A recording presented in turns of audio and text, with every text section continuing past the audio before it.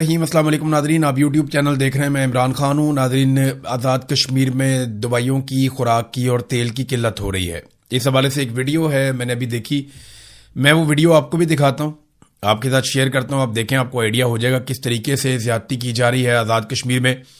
کیونکہ جب be B C نے اس کو رپورٹ کیا تو پاکستان کی حکومت نے، چاہے وہ پی ایم ایل این کی اور پیپلز پارٹی کی وفاقی حکومت ہے، چاہے وہ پیپلز پارٹی کی آزاد کشمیر کی حکومت ہے، وہ دونوں نے مل کر یہ کہا کہ یہ بی بی سی کی رپورٹنگ غلط ہے۔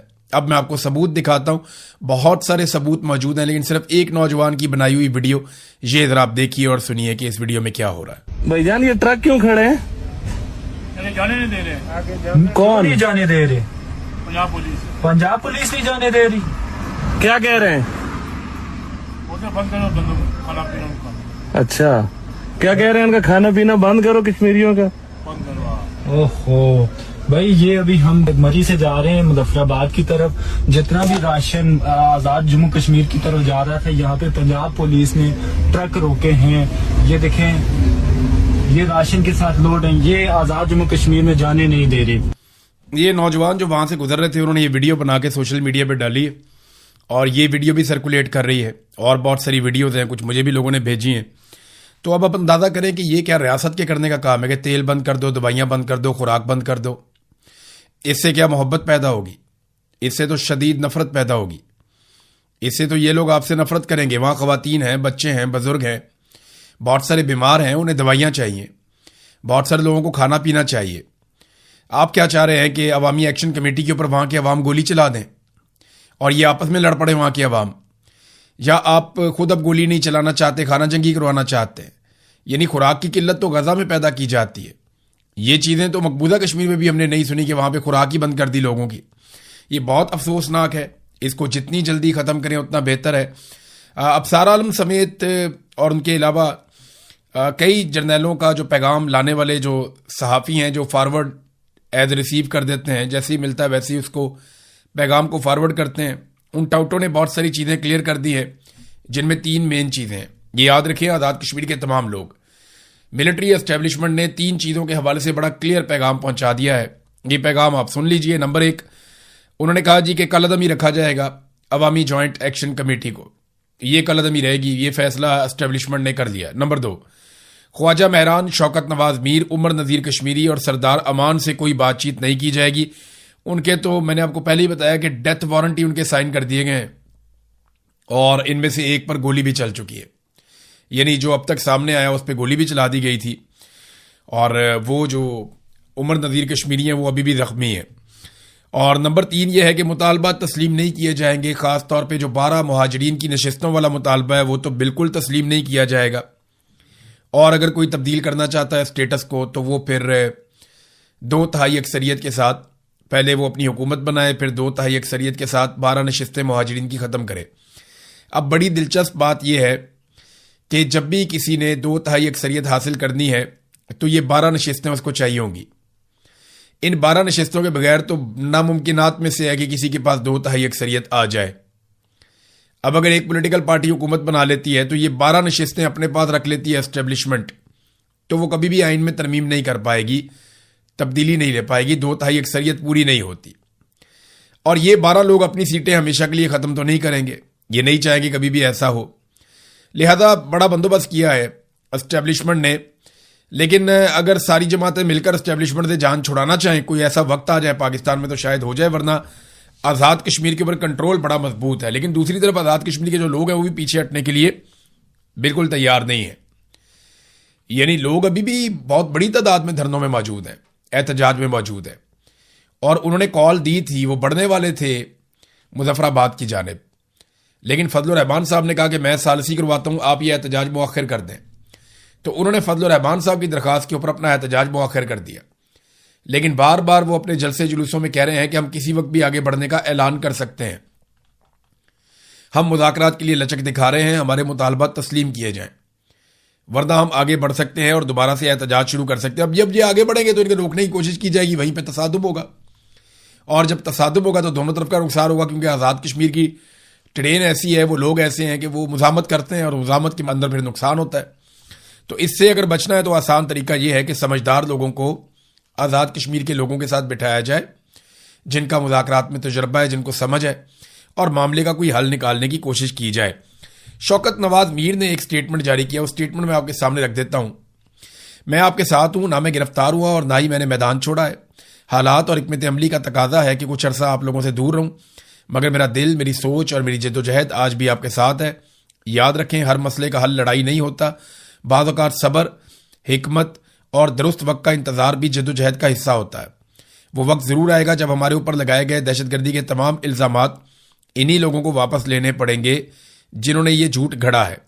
سچ کو دبایا جا سکتا ہے, شکست نہیں دی جا سکتی. اپنی صفوں میں اتحاد, نظم و ضبط اور حوصلہ قائم رکھیں. ہماری جدوجہد حق, انصاف اور عوامی حقوق کے لیے ہے, اور حق کی آواز کبھی خاموش نہیں ہوتی. یہ پیغام دیا ہے شوکت نواز میر صاحب نے. پاکستان پیپلز پارٹی نے ایک بڑا زبردست کام کیا ہے. بلاول کرتا یہ ہے کہ وہ قومی اسمبلی میں جاتا ہے اور جا کے یا کہیں پہ اگر سٹیٹمنٹ دیتا ہے تو وہاں پہ بلاول یا پاکستان پیپلز پارٹی کے لوگ وہ آزاد کشمیر میں جو کچھ بھی ہوتا ہے یا ہو رہا ہے اس کا ملبہ وفاقی حکومت پہ ڈال دیتے ہیں کہ شہباز شریف کے وزراء یہ کر رہے ہیں, خواجہ آصف نے یہ والا سٹیٹمنٹ کیوں دیا, خواجہ آصف نے کیوں کہا کہ راولہ کوٹ کے لوگ کشمیری نہیں ہیں. بھی خواجہ آصف کا جرم تو اتنا سا ہے, وہاں تو گولیاں بھی چل رہی ہیں, بندے بھی مارے جا رہے ہیں, وہاں تو انسانوں کے سروں کی قیمتیں بھی رکھ دی گئیں. وہاں کی جو عوام کی ایک مقبول جماعت ہے جوائنٹ عوامی ایکشن کمیٹی, اس کے اوپر پابندی بھی لگا دی گئی, اسے ایک العدم قرار دے دیا گیا. یہ سارا کچھ کون کر رہا ہے؟ یہ پاکستان پیپلز پارٹی کی آزاد کشمیر کی حکومت کر رہی ہے. فیصل راٹھور اس حکومت کا وزیر اعظم ہے.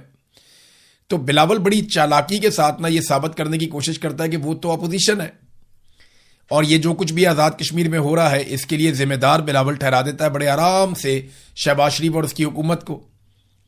لیکن اصل میں اس کے لیے جو بڑا ذمہ دار ہے وہ بلاول خود ہے, کیونکہ بلاول پیپلز پارٹی ہے, اور پیپلز پارٹی کی آزاد کشمیر میں اس وقت جعلی حکومت ہے, اور وہ وہاں جال سازی کے ساتھ وہ تمام اقدامات کر رہے ہیں, چاہے وہ ان کے رہنماؤں کے سروں کے اوپر انعامات رکھنا ہو, چاہے اس جماعت کو کالعدم قرار دینا ہو, چاہے فورسز کو دعوت دے کر آزاد کشمیر میں بلانا ہو, چاہے بار بار کریک ڈاؤن کرنا ہو, گولی چلانی ہو. ان تمام فیصلوں کے پیچھے جو ایک فورس کھڑی ہے وہ پاکستان پیپلز پارٹی ہے, لہذا بھی اس فیکٹر کو نظر انداز نہیں کر سکتے. ناظرین, ایک نیا چورن پاکستان میں بیچنے کی کوشش کی جا رہی ہے. آنے والے دنوں میں بڑی شد اور مد کے ساتھ یہ چورن بیچا جائے گا. ایک تو یہ ثابت کرنے کی کچھ ٹاؤٹس کوشش کر رہے ہیں کہ عاصم منیر بہت جمہوری ہے, یعنی عاصم منیر شہباز شریف کو سپیس دیتے ہیں, وہ بہت جمہوری ہے. تو ایسا بالکل نہیں ہے. عاصم منیر جہاں موقع ملتا ہے وہ وہاں گھس جاتے ہیں. وہ بالکل جمہوری سوچ ان کی نہیں ہے. وہ اپنے حلف کی خلاف ورزی کرتے ہیں. اگر وہ حلف کی پاسداری کرتے تو وہ کبھی بھی ڈپلومیسی کے اندر رول پلے نہ کرتے. حلف کی پاسداری کرتے تو پورا الیکشن چوری نہ کرتے. حلف کی پاسداری کرتے تو سیاسی معاملات میں مداخلت نہ کرتے, ایکسٹینشن اور استثناء جیسی خرافات کے اندر نہ پڑتے. حلف کی اگر وہ خلاف ورزی نہ کرتے تو اتنی ساری جبری گمشدگیاں نہ کرتے, صحافیوں کو, شاعروں کو اور وکلا کو اور پتہ نہیں کس کس کو, ایون پارلیمنٹیرینز تک کو انہوں نے اغوا کروایا. یہ سارا کچھ وہ کبھی نہ کرتے اگر وہ حلف کی پاسداری کرتے اور ان کے اندر ایک جمہوری سوچ موجود ہوتی. تو ایک تو نیا چورن یہ ہے کہ جناب وہ بہت جمہوری ہیں. دوسرا ایک نیا چورن جو ہے وہ بیچا جا رہا ہے کہ اسرائیل کہیں عاصم منیر صاحب کو قتل کرنا چاہتا ہے. یعنی یہ اب خبریں چلنا شروع ہو گئی ہیں, ہلکی ہلکی اس کے اوپر لوگوں نے بات چیت شروع کر دی ہے. باہر سے بھی ایک دو سورسز ہیں جن سے خبر دلوا دی گئی ہے کہ جناب اسرائیل عاصم منیر کو قتل کرنا چاہتا ہے اور اس کے لیے کوئی بڑا باریک واردات ہو رہی ہے. نہیں, ایسا نہیں ہے. اسرائیل کو آج تک پاکستان میں اگر کوئی حکمران سب سے زیادہ سوٹ کیا ہے تو وہ عاصم منیر ہے. میں آپ کو وجہ بتاتا ہوں کیسے. عاصم منیر صاحب پاکستان کے وہ واحد حکمران ہیں جن کے دور میں اسرائیل کے خلاف احتجاج کرنے والوں پہ گولی چلی ہے. عاصم منیر صاحب پاکستان کی تاریخ میں وہ واحد حکمران ہیں جن کے دور میں اسرائیل کے اوپر یا اس کے منصوبوں کے خلاف آپ احتجاج کرنے نکلیں تو آپ کو گرفتار کیا جاتا ہے, آپ پہ گولی چلائی جاتی ہے, آپ کے اوپر سختی کی جاتی ہے, آپ پر چھاپے مارے جاتے ہیں, آپ پر کریک ڈاؤن کیا جاتا ہے. پہلی مرتبہ ایسا ہوا کہ آپ فلسطین کا جھنڈا پاکستان میں نہیں اٹھا سکتے, آپ جب اٹھائیں گے تو اس کے اوپر رد عمل آئے گا. یہ صرف عاصم منیر صاحب کے دور میں ہوا. آپ فلسطینیوں کے حق میں اگر نکلنا چاہیں تو آپ کو کچل دیا جائے گا. یہ صرف عاصم منیر صاحب کے دور میں ہوا. تو اسرائیل کے اخبارات بھی یہ لکھتے رہے ہیں, بہت سارے لوگ یہ تجزیہ بھی کرتے رہے ہیں کہ عاصم منیر صاحب زیادہ فلیکسیبل ہیں اسرائیل کے معاملے میں پاکستان کے باقی حکمرانوں کی نسبت، اور انہوں نے جو ڈیلیور کیا ہے وہ اس سے پہلے کوئی نہیں کر پایا. یعنی اب آپ اسرائیل کے خلاف احتجاج نہیں کر سکتے، آپ فلسطین کے حق میں نہیں نکل سکتے، حتیٰ کہ آپ فلسطین کا جھنڈا بھی نہیں اٹھا سکتے. آپ کو کٹ پڑے گی یا آپ کو گرفتار کر لیا جائے گا، جبری طور پہ لاپتہ بھی کر سکتے ہیں اور قتل بھی کر سکتے ہیں. پاکستان میں یہ سب کچھ ہوا. تو یہ جو نیا چورن بیچا گیا کہ جناب عاصم منیر صاحب کو اسرائیل قتل کرنا چاہتا ہے، میرے خیال میں یہ غلط ہے. جو درست چیز ہے وہ یہ ہے کہ جتنی جلدی عاصم منیر صاحب خود کو ان سیاسی معاملات سے الگ کر لیں گے نا، اپنے آپ کو اور اپنے ادارے کو ان سیاسی معاملات سے جتنا دور لے جا سکتے ہیں، جتنی جلدی لے جائیں گے اتنا پاکستان کے لیے بہتر ہے. ورنہ یہ کام ہونا تو ضرور ہے، آج نہیں تو کل ہو جائے گا، لیکن اس میں نقصان کافی زیادہ ہو جائے گا. ناظرین، نیتن یاہو کے لیے بڑی مصیبت بن گئی ہے، اور نیتن یاہو پر عدالت میں کیسز ہیں. نمبر 1 دیکھیں، وہ بہت ساری چیزیں اکٹھی ہو کر آ گئی. نمبر 1، اس پر عدالت کے اندر کیسز چل رہے ہیں اور وہ بالکل آخری مراحل میں داخل ہو چکے ہیں. نمبر 2، ایران سے بدترین شکست ہو چکی ہے، کیونکہ اس ریجن میں ایک ہی ملک تھا جس نے ٹکر دینی تھی اسرائیل کو، اور انہی کے لیے تیاری تھی اسرائیل کی ساری. اور وہ یہ ہمیشہ سے بتاتے تھے کہ ایران سے ہم بہت طاقتور ہیں، لیکن ایران نے جس طرح مقابلہ کیا وہ شکست اب نیتن یاہو کے کھاتے پڑ گئی. نمبر 3، ٹرمپ کا رویہ کافی بدلتا جا رہا ہے. ٹرمپ جو ہے وہ ایران کے ساتھ جو ڈیل ہے اس کو زیادہ امپورٹنس دے رہے ہیں نیتن یاہو سے تعلقات سے بھی. یعنی جو نیتن یاہو سے تعلقات ہیں اس سے زیادہ ٹرمپ امپورٹنس دے رہے ہیں ایران کے ساتھ جو معاہدہ ہو رہا ہے اس کو. تو یہ بھی ایک نیتن یاہو کے لیے بہت پریشانی والی بات ہے، اور سیاسی ناکامی ہے بہت بڑے پیمانے پر کہ اب اگر الیکشن ہوتے ہیں تو نیتن یاہو کی پوزیشن بڑی کمزور ہو سکتی ہے. ناظرین، ڈونلڈ ٹرمپ کے لیے بھی جو مناب سکول والا انسیڈنٹ ہے وہ ایک مصیبت بن گیا، کیونکہ وہاں پہ 168 طالبات جاں بحق ہوئی تھیں مناب سکول والے واقعے میں. اب ڈونلڈ ٹرمپ سے یہ سوالات پوچھے جاتے ہیں تو ان کے پاس جواب کوئی نہیں ہوتا. تو اس مرتبہ ڈونلڈ ٹرمپ نے جو جواب دیا وہ بڑا گھما کے جواب دیا. اس نے ہر طرح سے بچنے کی کوشش کی. جناب، میں نہیں جانتا کون ذمہ دار ہے، اس کا تو تعین ہونا باقی ہے، میں نے بھی رپورٹ دیکھی نہیں ہے. ہوا میں بہت سارے میزائل تھے، سب لوگ میزائل چلا رہے تھے، پتہ نہیں کس کا میزائل جا کر لگ گیا. مجھے نہیں لگتا کہ وہ امریکہ کا میزائل تھا جو جا کر اسکول کے اندر لگا. دیکھیں، یہ رسپانسبلٹی کسی کو تو لینی پڑے گی. ایران نے اس کی مکمل تحقیقات کروائی ہیں اور عالمی اداروں کو اس نے آفر بھی کیا کہ جو آ کر دیکھنا چاہتا ہے، جو چاہیے ہم دیتے ہیں.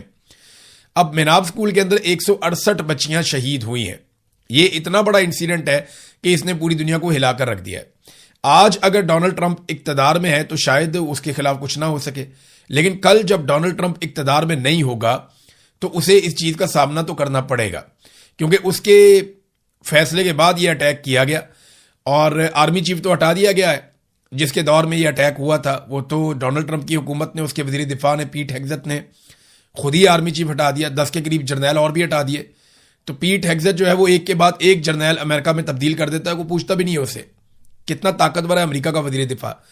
اور ایک ہمارا وزیر دفاع ہے جس کی یہ حیثیت ہے کہ اس کو کوئی بھی فون کر کے ڈانٹ دیتا ہے اور اس سے ٹویٹ ڈیلیٹ کروا دیتا ہے. یہ بڑا انفارچونیٹ ہے. وزیر دفاع کی اتنا تھوڑا بہت حوصلہ ہمت تو ہونی چاہیے، لیکن پاکستان میں ایسا سچ ہے نہیں. ناظرین، مناب سکول کا واقعہ جو ہے وہ اب ڈونلڈ ٹرمپ کے سامنے آہستہ آہستہ آنا شروع ہو گیا. چند چیزیں جن کا ڈونلڈ ٹرمپ کو آنے والے انتخابات میں سامنا کرنا پڑے گا، کیونکہ مڈ ٹرم الیکشن نومبر میں امریکہ میں آئیں گے.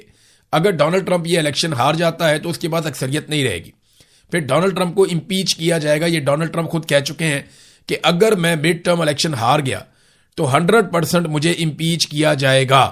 اور اگر ڈونلڈ ٹرمپ کو امپیچ کیا جاتا ہے یا اس کا مواخذہ کیا جاتا ہے تو روایت تو یہی ہے کہ ڈونلڈ ٹرمپ کو پیچھے ہٹنا پڑے گا. اب دیکھتے ہیں ڈونلڈ ٹرمپ روایت پوری کرتے ہیں یا کنٹینیو کرتے ہیں. لیکن وہ ایک انتہائی کمزور صدر ہوگا جو کسی قسم کی کوئی قانون سازی نہیں کر پائے گا، کسی قسم کا کوئی فیصلہ نہیں کر پائے گا اگر وہ نومبر کا الیکشن ہار جاتا ہے تو. یہ ڈونلڈ ٹرمپ کی اس وقت سچویشن ہے. ڈونلڈ ٹرمپ کو جو سامنا کرنا پڑے گا، نمبر 1 تو وہ ایپسٹین فائل. یہ سارا معاملہ ابھی فائلیں تیار ہیں، ایک ایک چیز نکالی گئی ہے، ایک ایک چیز کی ویڈیوز اور ڈاکومنٹریز بن رہی ہیں، اور یہ تمام چیزیں تیار ہو جائیں گی اگست اور سپتمبر تک. سپتمبر اکتوبر میں یہ پوری کمپین ایک لانچ کی جائے گی اور نومبر میں ڈونلڈ ٹرمپ کو الیکشن میں شکست دے دی جائے گی. جو پلاننگ ہے ڈونلڈ ٹرمپ کے مخالفین کی وہ ہے. تو ایک تو ایپسٹین فائل کا معاملہ ہے، دوسرا ڈونلڈ ٹرمپ نے جو ایران کے ساتھ لڑائی لڑی، بیوقوفانہ قسم کی ایک شکست امریکہ کو دلوائی، امریکہ کے تمام فوجی اڈوں کو بہت بڑا نقصان پہنچا. اب وہ کہہ رہے ہیں کہ $87 ارب 87 بلین US ڈالرز وہ دیے جائیں، وہ کانگریس حوالے کرے पेंटागन के, ताकि वो अपना नुकसान पूरा करें। अब ये भी डोनाल्ड ट्रंप ने ही कहा और बाकायदा पेंटागन ने इसकी डिमांड भी की। तो ये हो गई दो चीजें। तीसरा, ये महंगाई जो बढ़ी है और डोनाल्ड ट्रंप के जो इकदाम हैं, जिस तरह उन्होंने अमेरिका को चलाया, उस पर भी लोग काफी नाराज हैं। चौथा, जो मुसलमानों का एक बहुत बड़ा वोट डोनाल्ड ट्रंप को मिला था, पाकिस्तानियों ने बहुत बड़ी कंपेन की थी कि इमरान खान को हर हाल में आजाद होना चाहिए। तो डोनाल्ड ट्रंप ने सबसे वादा किया था कि जनाब हम इमरान खान को इंसाफ दिलाएंगे और जुल्म और ज्यादती जो पाकिस्तान में हो रही है उसके खिलाफ बात करेंगे। लेकिन फिर फील्ड मार्शल डोनाल्ड ट्रंप के फेवरेट बन गए, क्योंकि हुकूमत जो होती है आपके पास, तो आपके पास ऑफर करने के लिए बहुत कुछ होता है, बेशुमार चीजें होती हैं। पहले रोजाना खबर आती थी, आज फलाना मिला डोनाल्ड ट्रंप को, आज फलाना मिला डोनाल्ड ट्रंप को। हमें फोन करके ओवरसीज बताते थे कि आज ट्रंप ने ये कह दिया, आज ट्रंप ने ये कह दिया। लेकिन फिर आप देखें, जब ट्रंप को ऑफर्स मिली पाकिस्तान की जानिब से, तो ट्रंप ने पैंतरा बदल दिया, वो फैक्टर भी नहीं। तो डोनाल्ड ट्रंप के लिए बहुत मुश्किल है नवंबर का इलेक्शन जीतना, या तो कोई बहुत बड़ा मुआवजा हो जाए तो वो इलेक्शन जीत जाए। नादरीन, वेनेजुएला में जो जलजला आया, जिसके बारे में मैंने आपको अपने पिछले वीलॉग में बताया था, अभी तक जो लाशें मिली हैं वो 190 के करीब है। जो इब्तदाई तखमीने आए थे और फौरी तौर पर जो लोग माहिरीन हैं उन्होंने कहा था कि 10,000 से जायद और 1 लाख तक भी उन्होंने खदशे का इजहार किया था कि लोग जाँ बहक हो सकते हैं। लेकिन अभी वो उस तरह नहीं नुकसान हुआ, लेकिन नुकसान बड़े पैमाने पर हुआ है। अब तक 190 लाशें जो हैं वो निकाली जा चुकी हैं और लगातार रेस्क्यू का काम जारी है। तो अभी अगले 24-48 घंटों में हमें बिल्कुल समझ आ जाएगी कि वेनेजुएला में कितनी शिद्दत का जलजला था, कितना नुकसान हुआ और कब तक वो रिकवर करेंगे। अब तक के लिए इतना ही। अपना ख्याल रखिएगा, अपने इस चैनल का भी। अल्लाह हाफिज।